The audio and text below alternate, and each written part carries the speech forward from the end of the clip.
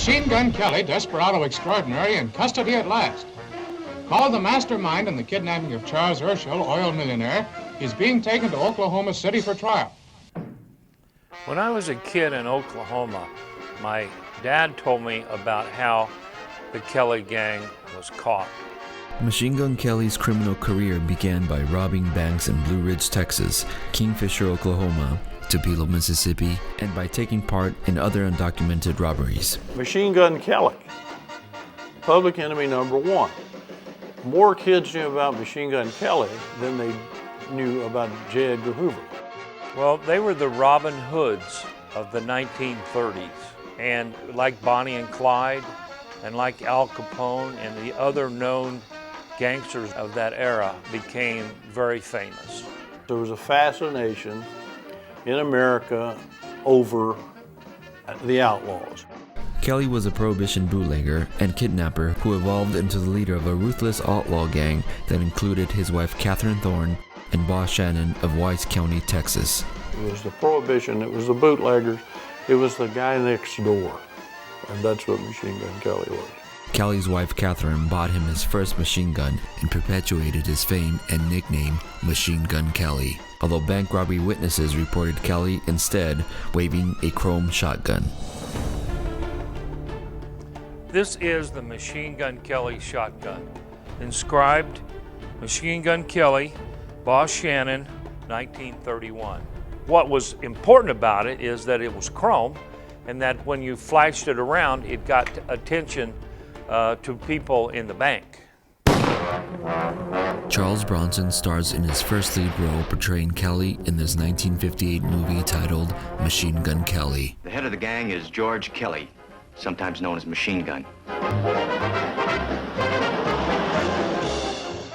Then, in 1933, during the American Depression and Prohibition era, oil tycoon Charles Urschel becomes a victim of one of Machine Gun Kelly's gang, in what will be one of the most notorious kidnappings in American history.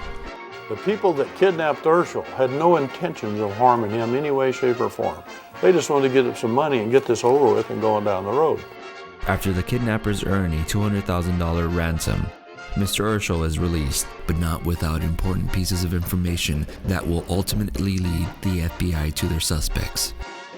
As an example, Mr. Urschel tells the FBI that, although blindfolded throughout the kidnapping, he made sure to leave fingerprints at the location of captivity so that it could later be used as evidence.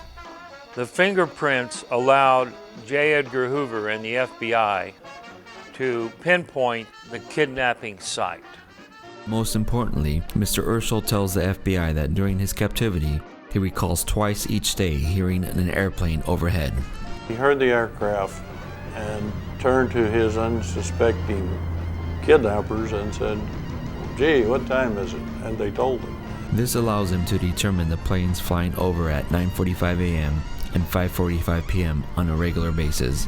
This piece of information will serve as a critical clue that ultimately leads the FBI to the Shannon Ranch, home of Kelly's friends, in Paradise, Texas, and to the arrest of American gangster George Machine Gun Kelly, America's public enemy number one.